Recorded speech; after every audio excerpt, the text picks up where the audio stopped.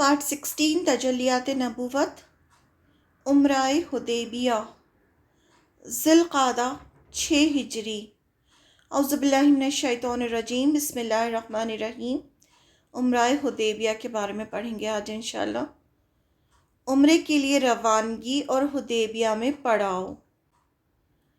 مدینے میں رسول اللہ صلی اللہ علیہ وسلم کو خواب دکھلایا گیا کہ آپ اور آپ کے صحابہ رضی اللہ عنہم آپ کے ساتھ مسجد حرام میں داخل ہوئے اور سروں کو منڈوایا اور قصر کروایا، یہ بالوں کو تھوڑا چھوٹا کروایا یا منڈوایا۔ آپ نے صحابہ رضی اللہ عنہم کو اس کی اطلاع دی اور یہ بتایا کہ آپ عمرے کا ارادہ رکھتے ہیں، یعنی آپ صلی اللہ علیہ وسلم نے خواب میں دیکھا کہ وہ اور صحابہ جو ہیں وہ عمرہ کر رہے ہیں، یعنی انہوں نے مسجد حرام میں عمرہ کیا اور سروں کو منڈوایا، قصر کروایا۔ تو آپ صلی اللہ علیہ وسلم نے سب طرف اعلان کروا دیا کہ آپ صلی اللہ علیہ وسلم عمرے کے لیے جا رہے ہیں۔ گرد و پیش کے جو اعراب تھے ان میں بھی روانگی کا اعلان کر دیا، یعنی آس پاس جتنے بھی بدو قبیلے تھے ان میں بھی اعلان کر دیا گیا کہ وہ عمرے پہ آپ صلی اللہ علیہ وسلم عمرے پر جا رہے ہیں، مگر انہوں نے تاخیر کی، یعنی وہ بہت لیٹ ہو گئے آنے میں۔ ان کا خیال تھا کہ رسول اللہ صلی اللہ علیہ وسلم اور مومنین واپس اپنے گھر کبھی نہ آ سکیں گے۔ کیوں انہوں نے ایسا سوچا؟ کیونکہ مکہ میں کون تھے؟ مکہ میں مشرکین مکہ تھے جو جنگ بدر میں لڑنے آئے، پھر جنگ احد میں لڑنے آئے، پھر جنگ احزاب میں لڑنے آئے، تو وہ تو مسلمانوں کے دشمن تھے۔ تو ان کا ایسا خیال تھا کہ اگر مسلمان وہاں جائیں گے تو نیچرلی وہ ان پر اٹیک کریں گے تو انہیں مار ڈالیں گے تو وہ کبھی نہ آ سکیں گے۔ تو اس لیے انہوں نے سوچا کہ ہم نہ جائیں، یہ زیادہ بہتر ہے۔ بعد میں یہ عذر یہ تراشا، یعنی جب آپ صلی اللہ علیہ وسلم عمرہ کر کے آ گئے تو آ کر آپ صلی اللہ علیہ وسلم سے کہنے لگے ہمیں ہمارے اموال یعنی مالوں نے اور اولاد نے مشغول کر رکھا تھا، یعنی وہ ہم ان میں بزی ہو گئے تھے، لہٰذا ہمارے لیے دعائے مغفرت کریں۔ یعنی آپ صلی اللہ علیہ وسلم سے کہنے لگے کہ یعنی آپ کے ساتھ ہم نہیں گئے تو اللہ تعالیٰ سے ہمارے لیے مغفرت کی دعا کیجیے، اس طرح سے کہہ کے انہوں نے ایکسکیوز دیا۔ رسول اللہ صلی اللہ علیہ وسلم بروز پیر یکم 1 ذی الحجہ 6 ہجری کو 1400 مہاجرین اور انصار کے ساتھ مدینہ سے روانہ ہوئے۔ اب آپ صلی اللہ علیہ وسلم کے ساتھ میں 1400 مہاجرین تھے اور انصار تھے۔ آپ مدینہ سے روانہ ہوئے اور اپنے ساتھ قربانی کے جانور بھی لے لیے تاکہ لوگوں کو معلوم ہو جائے کہ آپ جنگ کے لیے نہیں بلکہ عمرے کے لیے جا رہے ہیں۔ ذوالحلیفہ کیا ہے؟ جہاں سے عمرے کا احرام باندھا جاتا ہے، وہاں پہنچ کر جانوروں کو قلادے پہنائے۔ قلادے جو ہوتا ہے ان کے گلے میں پہنایا جاتا ہے، جس سے وہ ایک نشان ہوتا ہے جس سے لوگوں کو سمجھ میں آ جاتا ہے کہ یہ قربانی کے جانور ہیں اور ان کو مکہ میں لے جا کے ذبح کرا جائے گا اللہ کی خاطر۔ کوہان چیر کر نشان بنائے، یہ سب جو ہے جانوروں کی نشانیاں ہوتی ہیں جس سے معلوم ہوتا ہے کہ یہ قربانی کے جانور ہیں۔ اور عمرے کا احرام باندھا، یعنی احرام باندھ کے بالکل ریڈی ہو گئے جانے کے لیے۔ پھر آپ صلی اللہ علیہ وسلم نے سفر جاری رکھا۔ اب آپ نے سفر شروع کر دیا۔ عسفان پہنچے تو آپ کے جاسوس نے آ کر اطلاع دی کہ قریش جنگ اور مسلمانوں کو بیت اللہ سے روکنے کا تہیہ کیے بیٹھے ہیں۔ یعنی جو آپ کے جاسوس تھے انہوں نے آ کے بتایا کہ جو قریش ہیں وہ آپ کو آنے نہیں دیں گے، یعنی عمرہ کرنے نہیں دیں گے اور جنگ کے لیے بیٹھے ہوئے ہیں وہ آپ سے۔ انہوں نے ذی طوا میں پڑاؤ ڈال رکھا ہے اور وہ موجود ہے، اور ذی طوا ایک جگہ ہے وہاں پر انہوں نے پڑاؤ بھی ڈال رکھا ہے، یعنی انہیں خبر ہو گئی کہ آپ صلی اللہ علیہ وسلم اتنے صحابہ کے ساتھ مکہ آ رہے ہیں، جبکہ اللہ کا گھر ایسا تھا کہ اللہ کے گھر سے کسی کو روکا نہیں جاتا تھا۔ پورے عرب کے قبیلے جو تھے وہ آتے تھے، عمرہ کرتے تھے، حج کرتے تھے، کبھی کسی کو منع نہیں کیا جاتا تھا، اور یہ لوگ سوچیں آپ صلی اللہ علیہ وسلم کو عمرہ کرنے نہیں آنے دے رہے تھے۔ ذو طوا میں پڑاؤ ڈال رکھا ہے اور خالد بن ولید کو 200 سواروں کے ساتھ عسفان کے قریب قرہ الغمیم بھیج دیا ہے۔ اب وہ جو جاسوس تھا اس نے آ کے خبر دی، اب یہ جو خالد بن ولید ہے اب یہ مسلمان نہیں ہوئے ہیں، تو یہ مشرکین کی طرف سے مسلمانوں سے لڑتے تھے، تو یہ جو ہیں بتایا اس نے جاسوس نے کہ یہ جو خالد بن ولید ہے یہ بھی 200 سواروں کے ساتھ عصفان کے قریب جو قرا ایک جگہ ہے وہاں پر ہیں وہ، تاکہ وہ مکہ آنے والا راستہ بند رکھیں، یعنی وہ کسی کو وہاں سے گزرنے نہ دیں تاکہ کوئی مکہ پہنچے۔ نیز اپنی مدد کے لیے احابیش کو بھی جمع کر لیا، یعنی ان کو بھی بلا لیا ہے، کہ مطلب پورا پکا ارادہ کر لیا انہوں نے کہ آپ صلی اللہ علیہ وسلم کو مکہ نہیں جانے دیں گے، راستہ روک رکھا ہے۔ رسول اللہ صلی اللہ علیہ وسلم نے مشورہ کیا کہ کیا کریں۔ یہ احابیش جو جمع ہوئے ہیں ان کے گھروں پر حلہ بول دیں یا سیدھے بیت اللہ کا قصد کریں، یا ان سے مطلب آپ نے مشورہ کیا کہ کیا کریں، ان سے جنگ کریں یا پھر بیت اللہ کا قصد کریں، یعنی سیدھے بیت اللہ جائیں، اور جو روکے اس سے لڑیں۔ حضرت ابوبکر صدیق رضی اللہ عنہ نے کہا ہم عمرہ کرنے آئے ہیں، لڑنے نہیں آئے، لہٰذا جو ہمارے اور بیت اللہ کے درمیان حائل ہو اس سے لڑیں، یعنی ہمارا کوئی ارادہ نہیں ہے لڑنے کا، لیکن اگر کوئی ہمیں جانے سے روکے گا تو پھر ہم اس سے لڑیں گے۔ رسول اللہ صلی اللہ علیہ وسلم نے یہ رائے قبول کی کہ ہاں ہم کسی پر اٹیک نہیں کریں گے، کسی سے نہیں لڑیں گے، لیکن جو ہمارے راستہ روکے گا اور ہمیں جانے نہیں دے گا اس سے پھر ہم لڑیں گے۔ ادھر خالد بن ولید نے ظہر کی نماز میں مسلمانوں کو رکوع اور سجدہ کرتے دیکھا تو کہا یہ لوگ غافل تھے، ہم نے حملہ کیا ہوتا تو انہیں مار لیا ہوتا۔ یعنی اسے دیکھا کہ جب یہ نماز پڑھتے ہیں تو پوری جماعت بنا کے سب کے سب اکٹھا ہو کر نماز پڑھتے ہیں، تو اس نے سوچا کہ نماز میں ہم ان کو مار سکتے تھے۔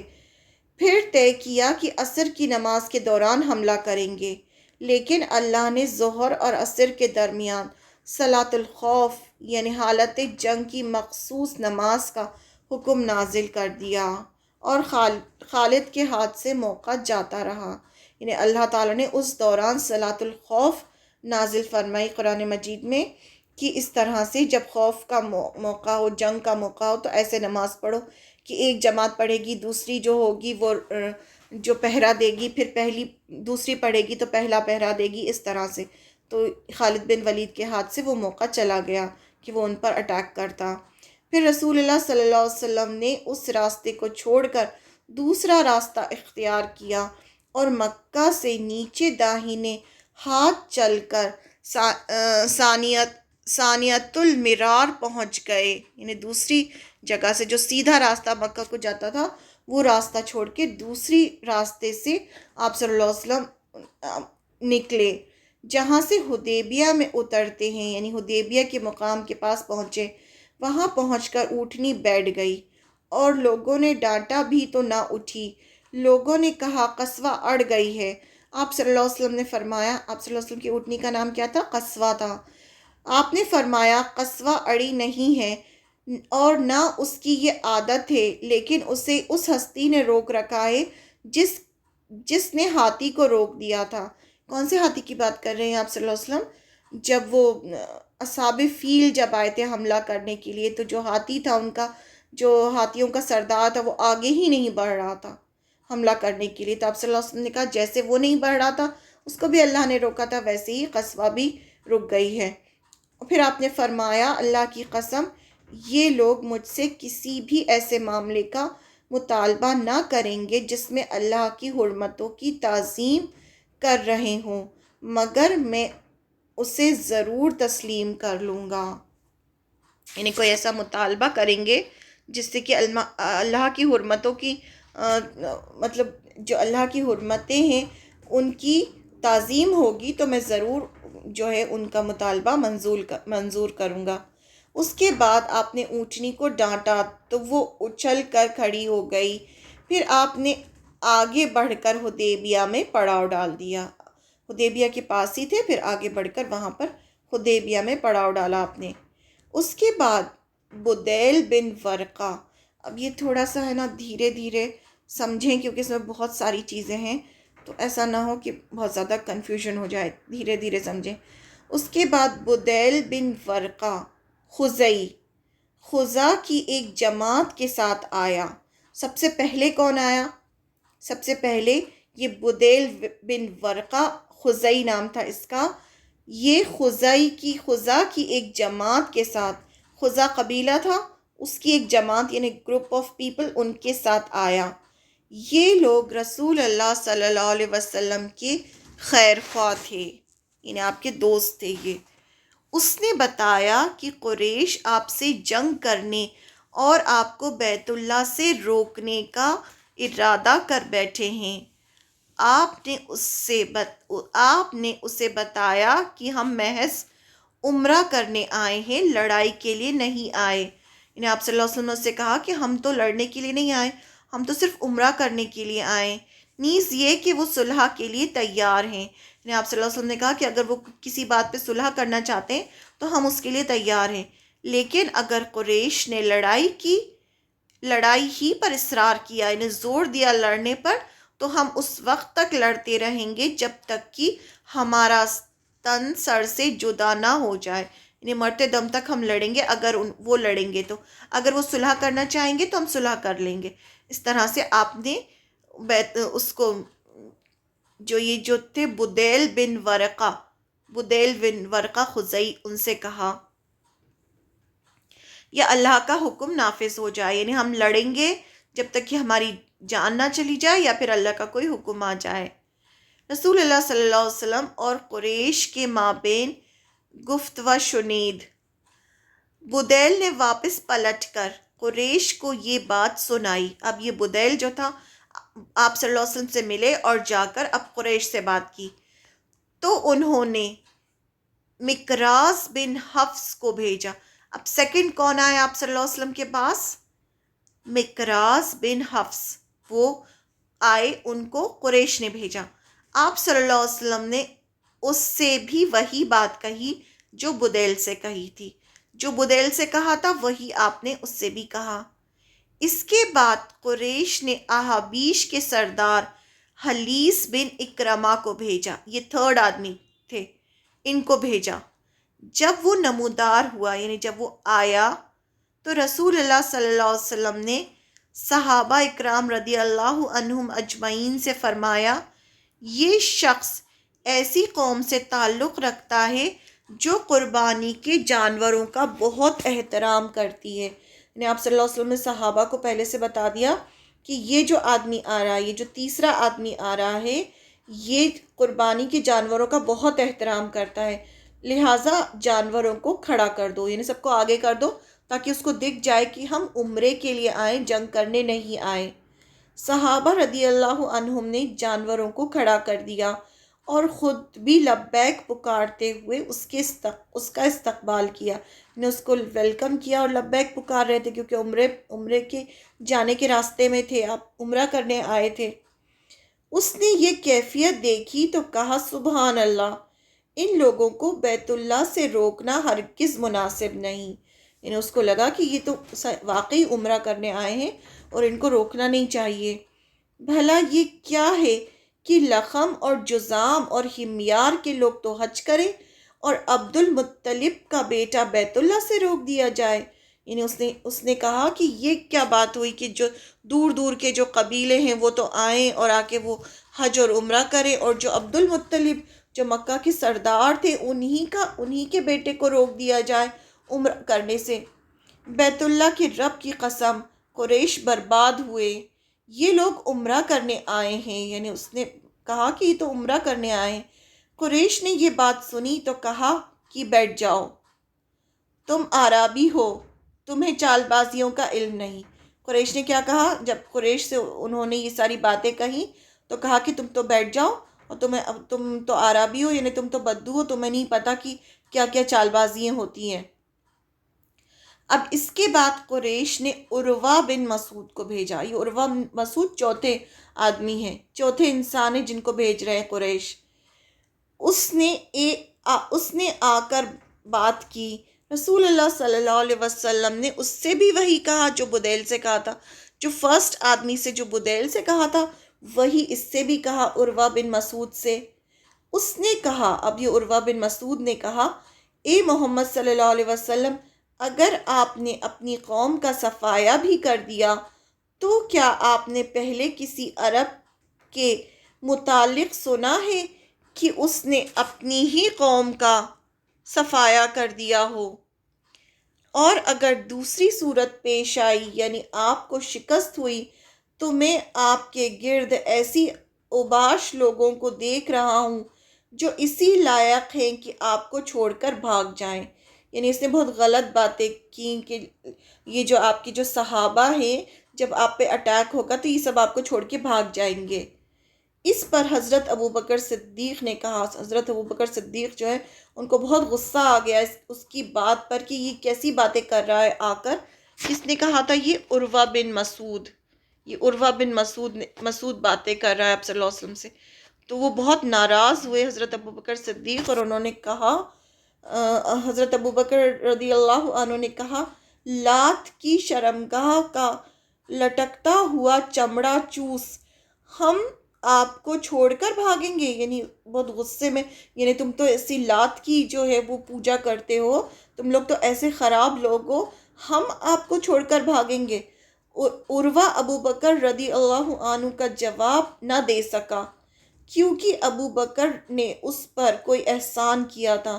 یعنی عربوں میں تو یہ ہوتا تھا نا کہ کوئی کسی پر کچھ احسان کر دیتا تھا تو وہ دب جاتا تھا. تو وہ جیسی حضرت ابو بکر صدیق نے ایسا کہا تو وہ جو تھا خاموش ہو گیا، وہ کوئی جواب نہ دے پایا، کیونکہ پہلے جو تھے ابو بکر صدیق رضی اللہ عنہ اس پر احسان کر چکے تھے.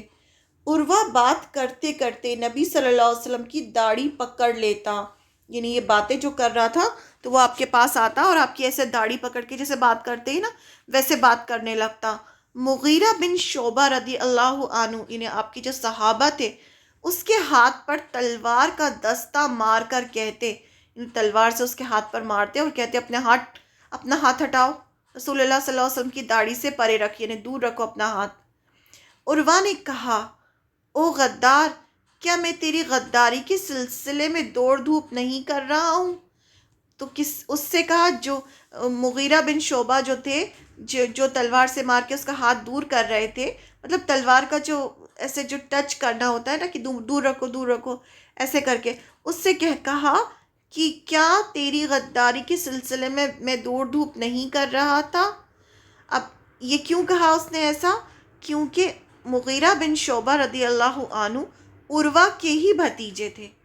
یہ جو عروہ بن مسعود جو آیا ہے آپ صلی اللہ علیہ وسلم کے پاس، قریش نے جس کو بھیجا ہے، اس کے یہ جو صحابی تھے یہ بھتیجے تھے، کیونکہ یہ سب آپس میں رشتہ دار ہی تھے نا. آدھے لوگ مسلمان ہو گئے تھے، آدھے لڑ رہے تھے انہی سے، قریش میں سے سبھی قریش میں سے تھے، لیکن انہی کے رشتہ دار تھے اور وہ آپس میں لڑ رہے تھے، یعنی دشمن بن گئے تھے. تو یہ جو صحابی تھے یہ جو تھے عروہ بن مسعود کے بھتیجے تھے. اب کیا ہوا تھا، پہلے کچھ لوگوں کو قتل کر کے ان کا معاملہ لے لیا تھا اور آ کر مسلمان ہو گئے تھے، یعنی کسی قتل کر کے آئے اور آ کے مسلمان ہو گئے، اور رسول اللہ صلی اللہ علیہ وسلم نے ان کا اسلام قبول کر لیا، لیکن مال سے برات اختیار کی تھی.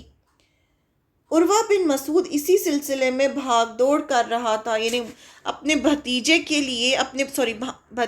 لیے یہ جو عروہ بن مسعود تھا جو آ کے آپ صلی اللہ علیہ وسلم بات کر رہا ہے، یہ اپنے بھتیجے کے لیے مغیرہ بن شعبہ جو اب صحابہ بن گئے تھے ان کے لیے اس نے وہاں دوڑ دھوپ کی تھی، کیونکہ وہ کسی کو مار کے آ کے یہاں مسلمان ہو گئے تھے.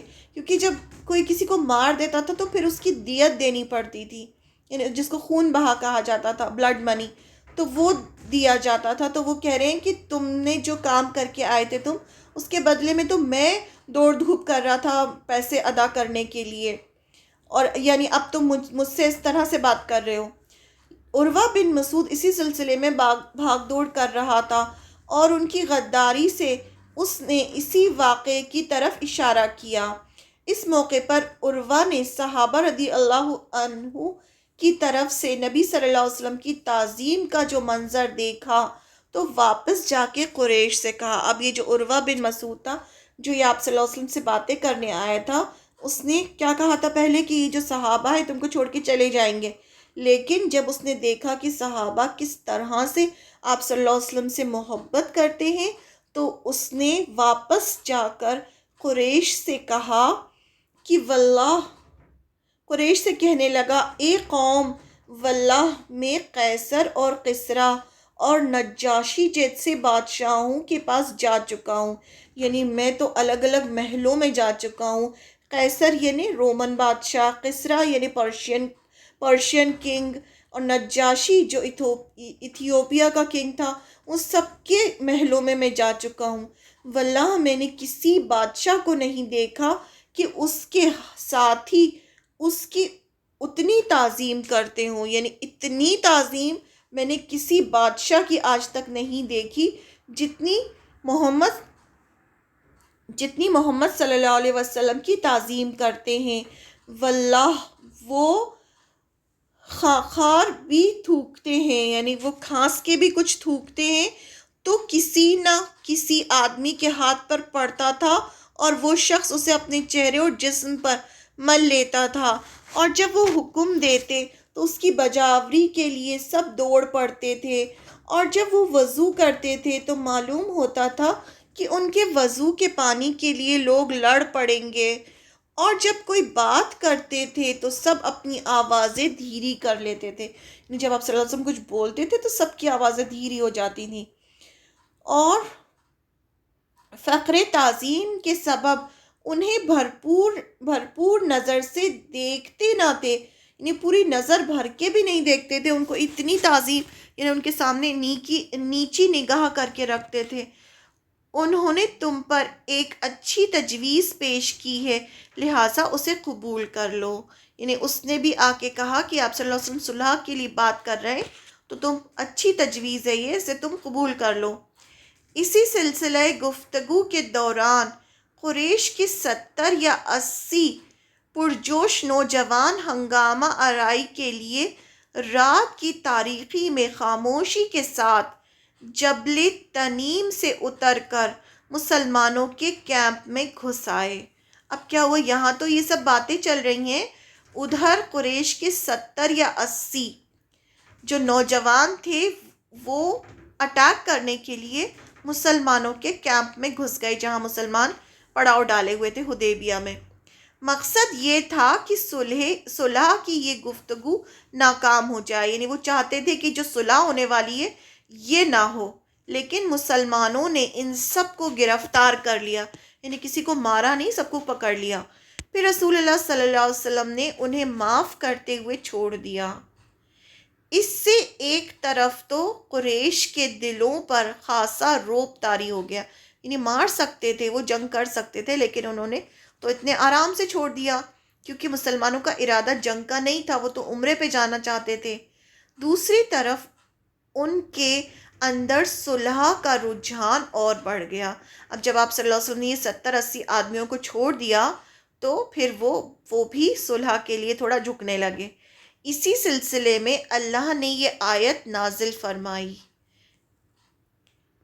وہی ہے جس نے، سورہ فتح جو ہے نا وہ اسی کے اوپر ہے، صلح حدیبیہ کے اوپر، اور پھر اللہ نے جو اس صلح ہوئی تھی اس کو فتح مبین کہا تھا کہ بہت بڑی فتح ہے یہ۔ وہی ہے جس نے، اللہ تعالیٰ فرماتے ہیں سورہ فتح میں آیت نمبر 24، وہی ہے جس نے بطن مکہ میں ان کے ہاتھ تم سے روکے اور تمہارے ہاتھ ان سے روکے، یعنی نہ تم نے ان کو مارا نہ انہوں نے تم کو مارا، یہ اللہ نے ہی کیا، اس کے بعد کہ تم کو ان پر قابو دے چکا تھا، یعنی یہ اللہ تعالیٰ نے اس طرح سے فرمایا اس کے بارے میں۔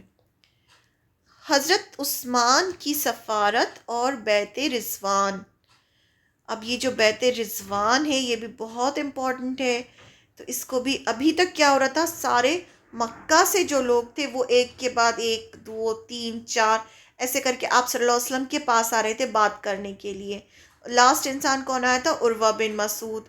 یہ جو ہے نا اس کو 2-3 بار آپ لوگ پڑھ لیں گے تو یہ کلیئر ہو جائے گا انشاءاللہ، یہ تھوڑا سا اس کو زیادہ پڑھنے کی ضرورت ہے۔ اب کیا ہوا، آپ صلی اللہ علیہ وسلم نے اپنی طرف سے حضرت عثمان رضی اللہ عنہ کو بھیجا۔ حضرت عثمان رضی اللہ عنہ انہی کے قبیلے کے تھے، تو اس لیے آپ صلی اللہ علیہ وسلم نے حضرت عثمان کو چن کے بھیجا سفیر کے طور پر، انہیں ایمبیسڈر کے طور پر۔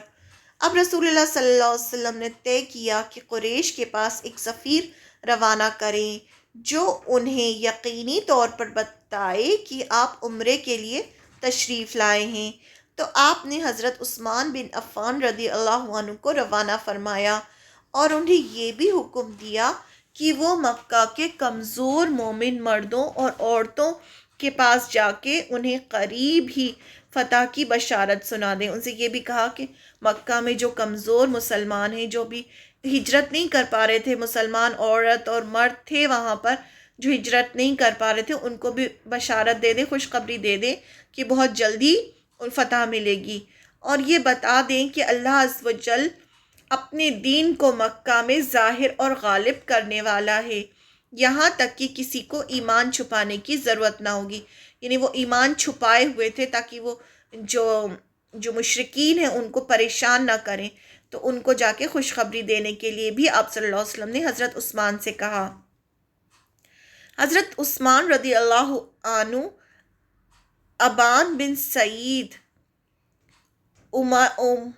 اماوی کے پناہ میں، یعنی ایک تھے ان کی پناہ میں مطلب یہ پروٹیکٹ کر رہے تھے حضرت عثمان کو، مکہ کے اندر داخل ہوئے اور پیغام پہنچایا۔ قریش نے پیشکش کی کہ بیت اللہ کا طواف کر لیں، تو وہ سب آپس میں رشتہ دار تھے نا، تو انہوں نے کہا کہ آپ چاہیں تو، بہت عزت کرتے تھے حضرت عثمان کی، کہ آپ چاہیں تو آپ طواف کر لیں، مگر انہوں نے اس حالت میں طواف کرنے سے انکار کر دیا کہ رسول اللہ صلی اللہ علیہ وسلم کو روک رکھا گیا ہے، یعنی آپ صلی اللہ علیہ وسلم تو طواف کر نہیں سکتے تو میں کیسے طواف کر لوں۔ پھر قریش نے حضرت عثمان رضی اللہ عنہ کو روک لیا۔ غالباً وہ چاہتے تھے کہ باہم مشورہ کریں، وہ چاہتے تھے کہ آپس میں وہ مشورہ کر کے پھر وہ حضرت عثمان کو کوئی جواب دیں، تو انہوں نے کہا آپ صلی اللہ علیہ وسلم حضرت عثمان سے کہ آپ تھوڑا رکیں۔ پھر جب سمیت انہیں روانہ غالباً وہ چاہتے تھے کہ باہم مشورہ کر لیں، پھر جواب سمیت انہیں روانہ کریں، یعنی جواب دیں کہ کیا کرنا ہے، اس کے بعد انہیں روانہ کریں، مگر ان کی تاخیر سے، یعنی وہ تھوڑا لیٹ ہو گئے آنے میں، تو اس سے مسلمانوں میں یہ افواہ پھیل گئی کہ انہیں قتل کر دیا گیا ہے۔ یعنی یہاں پر مسلمانوں کے بیچ یہ افواہ پھیل گئی کہ قریش نے حضرت عثمان کو قتل کر دیا، کیونکہ قاصد کے قتل کے معنی اعلان جنگ ہے۔ اس لیے رسول اللہ صلی اللہ علیہ وسلم نے یہ بات سنی تو فرمایا، اب سب کو لگا کہ نہیں یہ تو ہم سے جنگ کرنا چاہتے ہیں، کیونکہ قاصد جو ہوتا تھا، جو ایمبیسڈر ہوتا تھا، اس کو اگر مار دیا جاتا تھا اس کا مطلب تھا کہ وہ اعلان جنگ ہوتا تھا۔ تو آپ صلی اللہ علیہ وسلم یہ سنا تو فرمایا ہم اس جگہ سے ٹل نہیں سکتے یہاں تک کہ ان لوگوں سے مار کا آرائی نہ کر لیں۔ اب جو ہے آپ صلی اللہ علیہ وسلم کو غصہ آ گیا کہ نہیں اب تو ہم ان سے لڑیں گے۔ پھر آپ نے ایک درخت کے نیچے، ایک درخت تھا وہاں پر صحابہ اکرام کو جنگ کر بیعت کرنے کی دعوت دی، جنگ پر، کہ سب کو بلایا اور میرے ساتھ قسم کھاؤ کہ ہم بیعت کریں گے اور ہم ان سے جنگ کریں گے۔ صحابہ ٹوٹ پڑے اور بڑی گرم جوشی کے ساتھ موت پر اور میدان سے نہ بھاگنے پر بیعت کی، یعنی اب ہم ان کو ختم کر دیں گے، یہ ہم تو اتنی یعنی شرافت سے صرف عمرہ کرنے آ رہے ہیں اور یہ اس طرح سے ہمارے ساتھ کر رہے ہیں۔ رسول اللہ صلی اللہ علیہ وسلم نے اپنا ایک ہاتھ دوسرے ہاتھ سے پکڑ کر فرمایا یہ عثمان کا ہاتھ ہے، یعنی میں عثمان کی طرف سے بھی بیعت کر رہا ہوں۔ یعنی آپ صلی اللہ علیہ وسلم بہت ناراض ہوئے کہ کیا مطلب عثمان رضی اللہ عنہ کو قتل کر دیا ان لوگوں نے۔ لیکن جب بیعت مکمل ہو چکی تو عثمان رضی اللہ عنہ بھی آ گئے، انہوں نے دور سے دیکھا کہ حضرت عثمان آ رہے تھے۔ جب یہ بیعت پوری ہو گئی، اللہ تعالیٰ کو یہ بیعت بھی بہت زیادہ پسند آئی، اور اس کو بیعت رضوان کہتے ہیں، بیعت رضوان، کہ اللہ کے لیے انہوں نے مرنے کی بیعت لی کہ اب ہم اپنی جان دے دیں گے۔ اللہ نے اس بیعت کی فضیلت میں یہ آیت فرمائی، یعنی اللہ تعالیٰ کو یہ بیعت بہت پسند آئی، اور اللہ تعالیٰ نے آیت نمبر 18 میں فرمایا سورہ فتح کی، اللہ مومنین سے راضی ہوا، یہ سب دیکھ کر اللہ بہت راضی ہوا جب وہ آپ سے درخت کے نیچے بیعت کر رہے تھے، جب سب کے سب موت پہ بیعت کر رہے تھے کہ ہم مر جائیں گے، اللہ کی خاطر ہم اپنے آپ کو اپنی جان دے دیں گے، تو وہ اللہ کو بہت پسند آئی، اور یہیں سے اس کا نام بیعت رضوان، یعنی اللہ کی رضامندی والی بیعت، رضوان یعنی رضامندی سے ہوتا ہے، بیعت رضوان پڑ گیا۔